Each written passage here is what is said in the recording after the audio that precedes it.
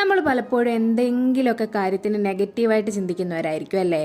ഇതൊന്നും എന്നെ കൊണ്ട് പോസിബിൾ ആവുന്ന കാര്യമല്ല, അല്ലെങ്കിൽ ഞാനിത് ചെയ്ത ഫെയിൽ ആയി പോവും, എനിക്ക് അത് കിട്ടിയില്ല എന്നൊക്കെയുള്ള ചിന്തയല്ലേ. പക്ഷെ ഈ തോട്ട്സുകളൊക്കെ ഉണ്ടല്ലോ, ഒന്നും സത്യമല്ല. നമ്മുടെ പേടി കൊണ്ടോ അല്ലെങ്കിൽ ഓവർ തിങ്കിങ് കൊണ്ടോ ഒക്കെ ഉണ്ടാവുന്നത് മാത്രമാണ്. ഇങ്ങനെയുള്ള ചിന്തകളൊക്കെ നമ്മുടെ തലയിൽ കയറി കഴിഞ്ഞാൽ എന്താ അവസ്ഥയെന്നറിയാവോ? നമ്മുടെ ഉള്ള കോൺഫിഡൻസ് പോവും, എന്നിട്ട് പിന്നീട് അത് മടിയാവുകയും ചെയ്യും. പക്ഷെ ഇതുപോലുള്ള തോട്ട്സ് ഒക്കെ അവോയ്ഡ് ചെയ്യാനുണ്ടല്ലോ, നമ്മൾ തന്നെ ശ്രമിച്ചേ പറ്റത്തുള്ളൂ. ഇങ്ങനെ ഈ നെഗറ്റീവ് തോട്ട്സ് ഒക്കെ വരുമ്പോൾ തന്നെ നമ്മൾ നമ്മളോട് തന്നെ ചോദിക്കണം, ഇതൊക്കെ സത്യമാണോ അതോ നമ്മൾ വെറുതെ ആലോചിച്ച് കൂട്ടുന്നതാണോ എന്നൊക്കെ.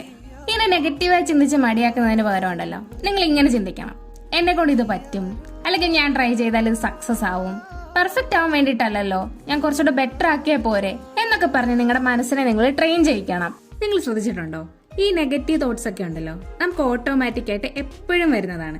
പക്ഷെ ഇതുപോലെ പോസിറ്റീവ് തോട്ട്സ് കൊണ്ടുവരാനുണ്ടല്ലോ നമ്മൾ കുറേ എഫേർട്സ് എടുക്കേണ്ടി വരും. ആദ്യമൊക്കെ ചെയ്യുമ്പോൾ ഉണ്ടല്ലോ നമുക്കത് കുറച്ച് പാടായിട്ട് തോന്നും. പക്ഷെ പതിയെ പതിയെ നമ്മൾ ആ മാറ്റം കൊണ്ടുവരാൻ ശ്രമിക്കണം. വേറൊരു ഗുണം എന്താന്ന് പറഞ്ഞാലുണ്ടല്ലോ, നമ്മൾ ഇങ്ങനെ ഈ നെഗറ്റീവ് തോട്ട്സ് ഒക്കെ മാറ്റി പോസിറ്റീവ് തോട്ട്സ് വെച്ച് ഫില്ല് ചെയ്യുവാണെങ്കിലുണ്ടല്ലോ, നമ്മുടെ ആ തിങ്കിങ് പാറ്റേൺ തന്നെ മാറാൻ നമ്മളെ ഹെൽപ്പ് ചെയ്യും അത്.